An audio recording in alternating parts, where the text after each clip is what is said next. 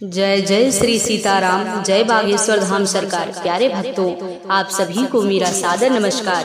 प्रिय भक्तों, इस वीडियो में हम सभी प्रभु श्री हनुमान जी महाराज के एक ऐसे सिद्ध व चमत्कारिक मंत्र के बारे में जानेंगे जिस महामंत्र का जप करके व सच्चे मन से 108 बार या 51 बार सुनकर सभी भक्त अपनी बड़ी से बड़ी इच्छा व मनोकामना पूरी करवा सकते हैं। साथ ही जीवन की बड़ी से बड़ी परेशानी व संकटों से मुक्ति पा सकते हैं। प्रिय भक्तों, यदि आप अपने जीवन में बहुत ज्यादा दुखी व निराश परेशान रहते हैं, विभिन्न प्रकार की परेशानियों का सामना करना पड़ता है और आपकी कोई भी इच्छा व मनोकामना पूरी नहीं हो पा रही है, तो घबराइए मत। अभी सुने फिर देखें चमत्कार, जीवन में सुखी ही सुख होगा।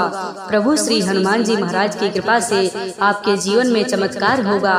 कुछ ही समय में आपकी बड़ी से बड़ी इच्छा व मनोकामना पूरी हो जाएगी। आपको जब भी समय मिले प्रभु श्री हनुमान जी महाराज पर पूरा भरोसा करके सच्चे मन से इस महामंत्र का या किसी भी एक मंत्र का नित्य जप करें या सच्चे मन से सुने।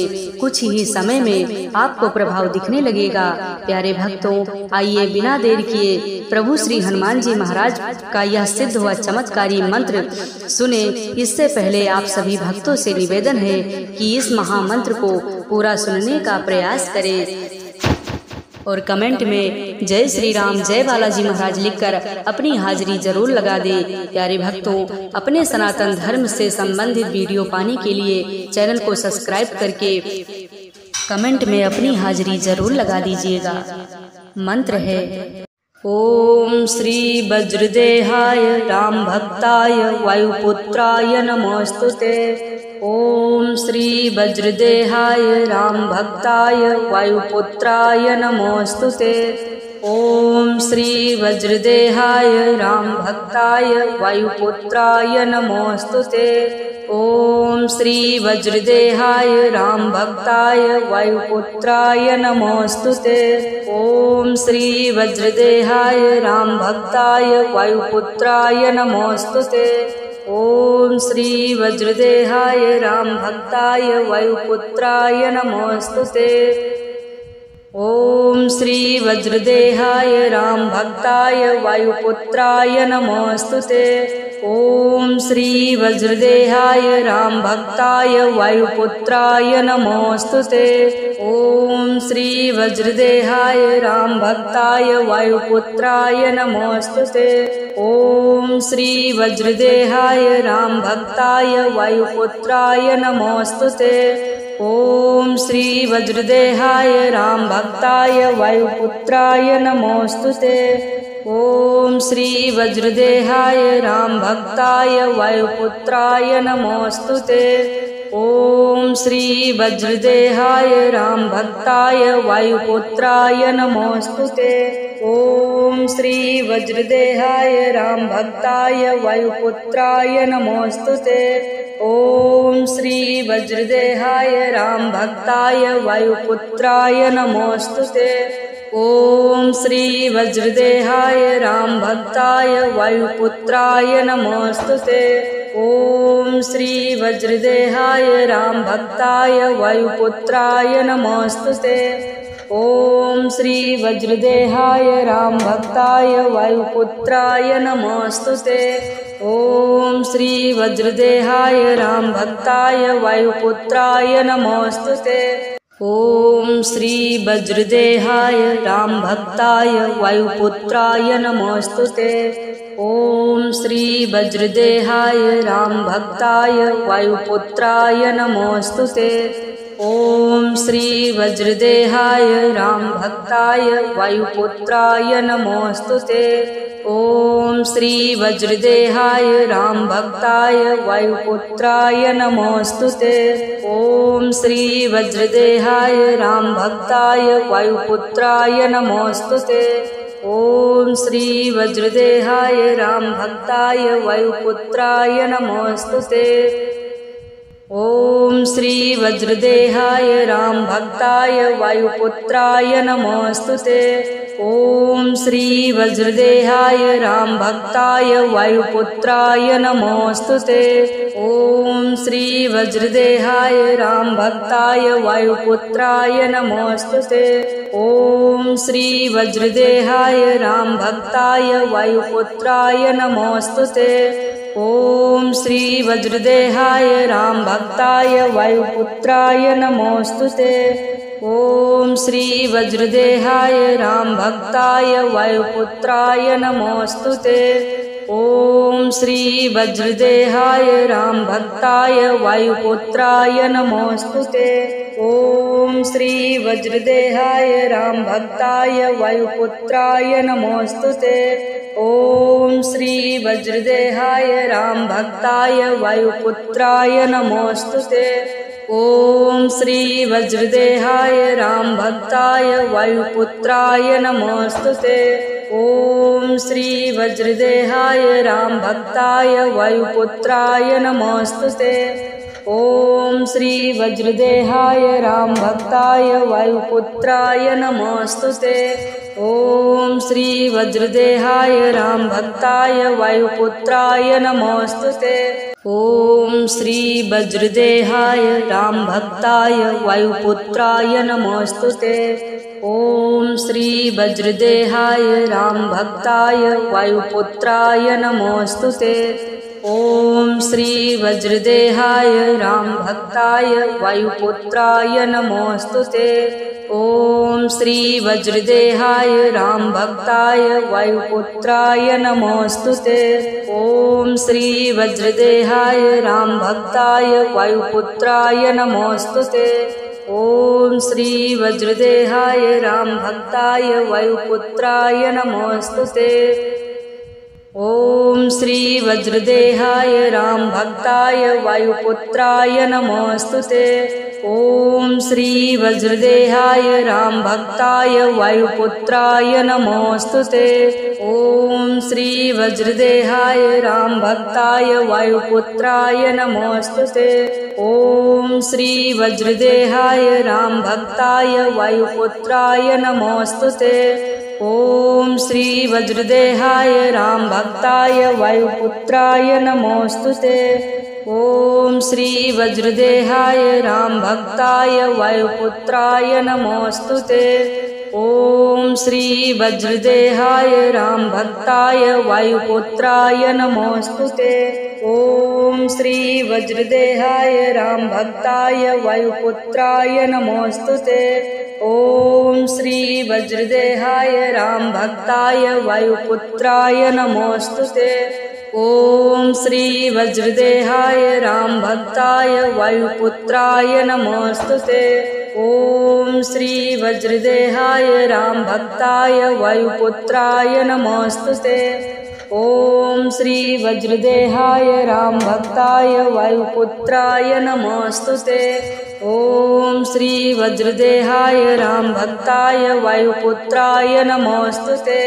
ॐ श्री वज्रदेहाय राम भक्ताय वायुपुत्राय नमोस्तुते।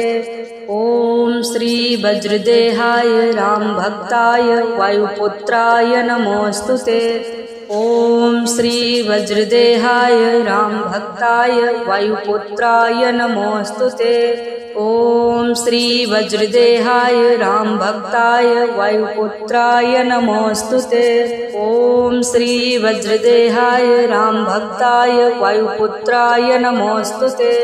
ॐ श्री वज्रदेहाय राम भक्ताय वायुपुत्राय नमोस्तुते। ॐ श्री वज्रदेहाय राम भक्ताय वायुपुत्राय नमोस्तुते। ॐ श्री वज्रदेहाय राम भक्ताय वायुपुत्राय नमोस्तुते। ॐ श्री वज्रदेहाय राम भक्ताय वायुपुत्राय नमोस्तुते। ॐ श्री वज्रदेहाय राम भक्ताय वायुपुत्राय नमोस्तुते। ॐ श्री वज्रदेहाय राम भक्ताय वायुपुत्राय नमोस्तुते। ॐ श्री वज्रदेहाय रामभक्ताय वायुपुत्राय नमोऽस्तुते। ॐ श्री वज्रदेहाय रामभक्ताय वायुपुत्राय नमोऽस्तुते। ॐ श्री वज्रदेहाय रामभक्ताय वायुपुत्राय नमोऽस्तुते।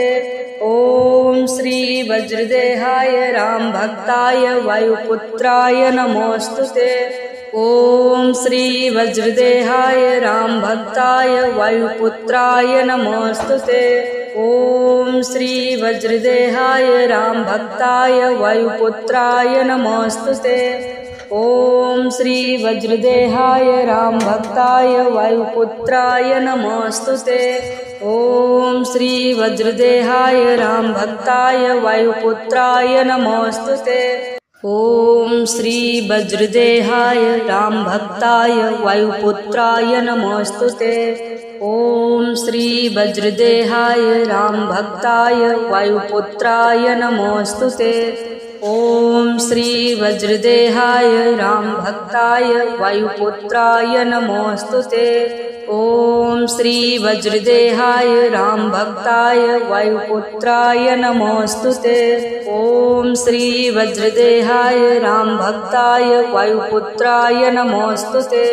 ॐ श्री वज्रदेहाय रामभक्ताय वायुपुत्राय नमोऽस्तुते। ॐ श्री वज्रदेहाय रामभक्ताय वायुपुत्राय नमोऽस्तुते। ॐ श्री वज्रदेहाय रामभक्ताय वायुपुत्राय नमोऽस्तुते।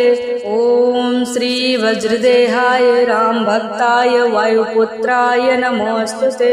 ॐ श्री वज्रदेहाय रामभक्ताय वायुपुत्राय नमोऽस्तुते। ॐ श्री वज्रदेहाय रामभक्ताय वायुपुत्राय नमोऽस्तुते। ॐ श्री वज्रदेहाय रामभक्ताय वायुपुत्राय नमोऽस्तुते। ॐ श्री वज्रदेहाय रामभक्ताय वायुपुत्राय नमोऽस्तुते। ॐ श्री वज्रदेहाय रामभक्ताय वायुपुत्राय नमोऽस्तुते। ॐ श्री वज्रदेहाय रामभक्ताय वायुपुत्राय नमोऽस्तुते। ॐ श्री वज्रदेहाय रामभक्ताय वायुपुत्राय नमोऽस्तुते। ॐ श्री वज्रदेहाय रामभक्ताय वायुपुत्राय नमोऽस्तुते। ॐ श्री वज्रदेहाय रामभक्ताय वायुपुत्राय नमोऽस्तुते। ॐ श्री वज्रदेहाय रामभक्ताय वायुपुत्राय नमोऽस्तुते। ॐ श्री वज्रदेहाय रामभक्ताय वायुपुत्राय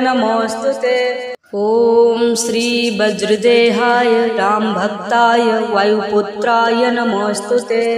ॐ श्री वज्रदेहाय रामभक्ताय वायुपुत्राय नमोऽस्तुते। ॐ श्री वज्रदेहाय रामभक्ताय वायुपुत्राय नमोऽस्तुते।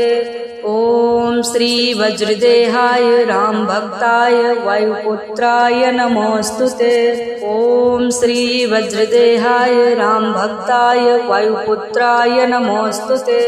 ॐ श्री वज्रदेहाय रामभक्ताय वायुपुत्राय नमोऽस्तुते। ॐ श्री वज्रदेहाय रामभक्ताय वायुपुत्राय नमोऽस्तुते। ॐ श्री वज्रदेहाय रामभक्ताय वायुपुत्राय नमोऽस्तुते। ॐ श्री वज्रदेहाय रामभक्ताय वायुपुत्राय नमोऽस्तुते। ॐ श्री वज्रदेहाय रामभक्ताय वायुपुत्राय नमोऽस्तुते। ॐ श्री वज्रदेहाय रामभक्ताय वायुपुत्राय नमोऽस्तुते। ॐ श्री वज्रदेहाय रामभक्ताय वायुपुत्राय नमोऽस्तुते। ॐ श्री वज्रदेहाय रामभक्ताय वायुपुत्राय नमोऽस्तुते। ॐ श्री वज्रदेहाय रामभक्ताय वायुपुत्राय नमोऽस्तुते। ॐ श्री वज्रदेहाय रामभक्ताय वायुपुत्राय नमोऽस्तुते। ॐ श्री वज्रदेहाय रामभक्ताय वायुपुत्राय नमोऽस्तुते। ॐ श्री वज्रदेहाय रामभक्ताय वायुपुत्राय नमोस्तुते। ॐ श्री वज्रदेहाय रामभक्ताय वायुपुत्राय नमोस्तुते। ॐ श्री वज्रदेहाय रामभक्ताय वायुपुत्राय नमोस्तुते। ॐ श्री वज्रदेहाय रामभक्ताय वायुपुत्राय नमोस्तुते। ॐ श्री वज्रदेहाय रामभक्ताय वायुपुत्राय नमोस्तुते। ॐ श्री वज्रदेहाय रामभक्ताय वायुपुत्राय नमोस्तुते। ॐ श्री वज्रदेहाय रामभक्ताय वायुपुत्राय नमोस्तुते। ॐ श्री वज्रदेहाय रामभक्ताय वायुपुत्राय नमोस्तुते। ॐ श्री वज्रदेहाय रामभक्ताय वायुपुत्राय नमोस्तुते। ॐ श्री वज्रदेहाय रामभक्ताय वायुपुत्राय नमोस्तुते। ॐ श्री वज्रदेहाय रामभक्ताय वायुपुत्राय नमोस्तुते। ॐ श्री वज्रदेहाय रामभक्ताय वायुपुत्राय नमोस्तुते। ॐ श्री वज्रदेहाय रामभक्ताय वायुपुत्राय नमोस्तुते। ॐ श्री वज्रदेहाय रामभक्ताय वायुपुत्राय नमोस्तुते। ॐ श्री वज्रदेहाय रामभक्ताय वायुपुत्राय नमोस्तुते। ॐ श्री वज्रदेहाय रामभक्ताय वायुपुत्राय नमोस्तुते। ॐ श्री वज्रदेहाय रामभक्ताय वायुपुत्राय नमोस्तुते। ॐ श्री वज्रदेहाय रामभक्ताय वायुपुत्राय नमोस्तुते। ॐ श्री वज्रदेहाय रामभक्ताय वायुपुत्राय नमोस्तुते। ॐ श्री वज्रदेहाय रामभक्ताय वायुपुत्राय नमोस्तुते। ॐ श्री वज्रदेहाय रामभक्ताय वायुपुत्राय नमोस्तुते। ॐ श्री वज्रदेहाय रामभक्ताय वायुपुत्राय नमोस्तुते। ॐ श्री वज्रदेहाय रामभक्ताय वायुपुत्राय नमोस्तुते। ॐ श्री वज्रदेहाय रामभक्ताय वायुपुत्राय नमोस्तुते। ॐ श्री वज्रदेहाय रामभक्ताय वायुपुत्राय नमोस्तुते। ॐ श्री वज्रदेहाय रामभक्ताय वायुपुत्राय नमोस्तुते। ॐ श्री वज्रदेहाय रामभक्ताय वायुपुत्राय नमोस्तुते।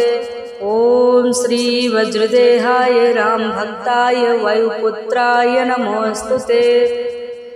ॐ श्री वज्रदेहाय रामभक्ताय वायुपुत्राय नमोस्तुते।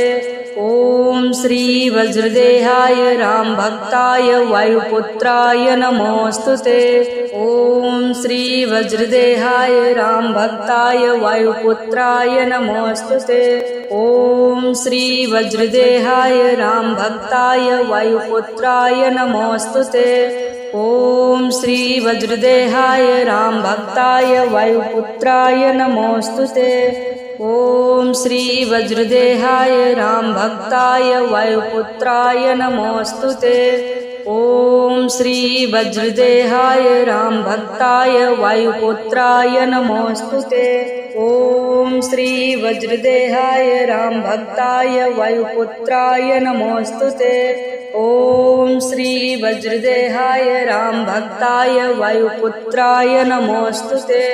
ॐ श्री वज्रदेहाय रामभक्ताय वायुपुत्राय नमोस्तुते। ॐ श्री वज्रदेहाय रामभक्ताय वायुपुत्राय नमोस्तुते। ॐ श्री वज्रदेहाय रामभक्ताय वायुपुत्राय नमोस्तुते। ॐ श्री वज्रदेहाय रामभक्ताय वायुपुत्राय नमोस्तुते। ॐ श्री वज्रदेहाय रामभक्ताय वायुपुत्राय नमोस्तुते। ॐ श्री वज्रदेहाय रामभक्ताय वायुपुत्राय नमोस्तुते। ॐ श्री वज्रदेहाय रामभक्ताय वायुपुत्राय नमोऽस्तुते। ॐ श्री वज्रदेहाय रामभक्ताय वायुपुत्राय नमोऽस्तुते। ॐ श्री वज्रदेहाय रामभक्ताय वायुपुत्राय नमोऽस्तुते। ॐ श्री वज्रदेहाय रामभक्ताय वायुपुत्राय नमोऽस्तुते। ॐ श्री वज्रदेहाय रामभक्ताय वायुपुत्राय नमोऽस्तुते। ॐ श्री वज्रदेहाय रामभक्ताय वायुपुत्राय नमोऽस्तुते। ॐ श्री वज्रदेहाय रामभक्ताय वायुपुत्राय नमोऽस्तुते। ॐ श्री वज्रदेहाय रामभक्ताय वायुपुत्राय नमोऽस्तुते। ॐ श्री वज्रदेहाय रामभक्ताय वायुपुत्राय नमोऽस्तुते। ॐ श्री वज्रदेहाय रामभक्ताय वायुपुत्राय नमोऽस्तुते। ॐ श्री वज्रदेहाय रामभक्ताय वायुपुत्राय नमोऽस्तुते।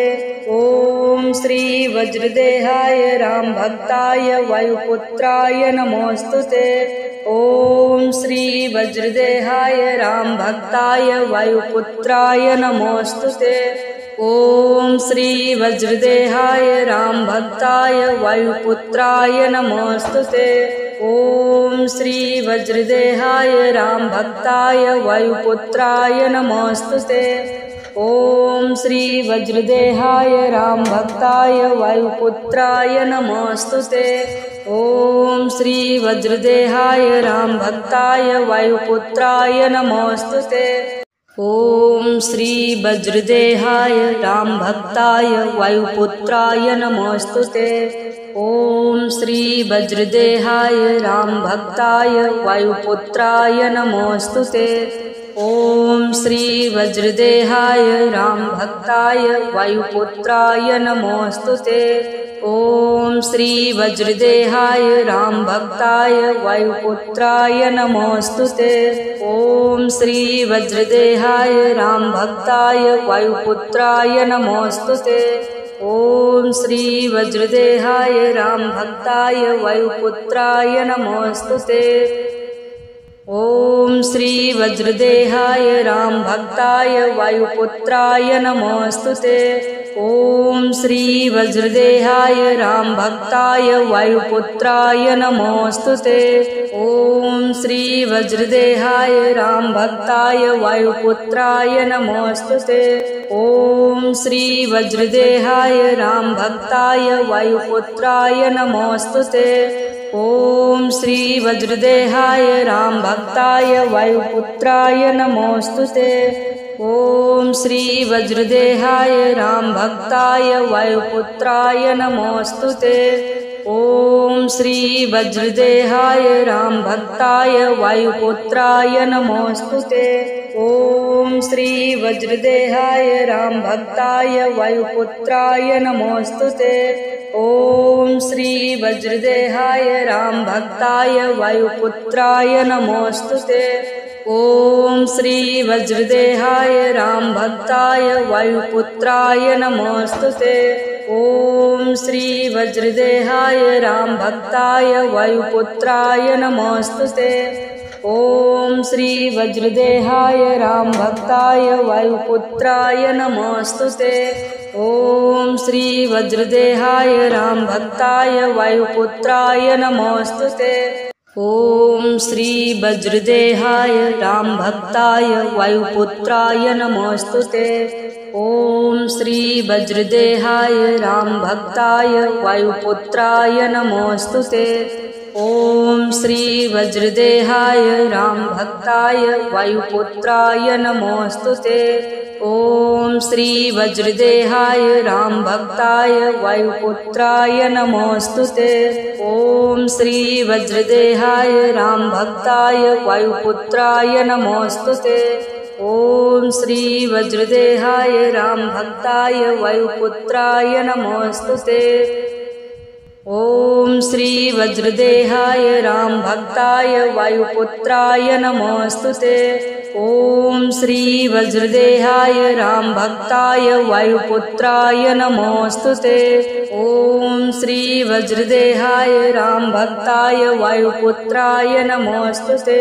ॐ श्री वज्रदेहाय राम भक्ताय वायुपुत्राय नमोस्तुते। ॐ श्री वज्रदेहाय राम भक्ताय वायुपुत्राय नमोस्तुते।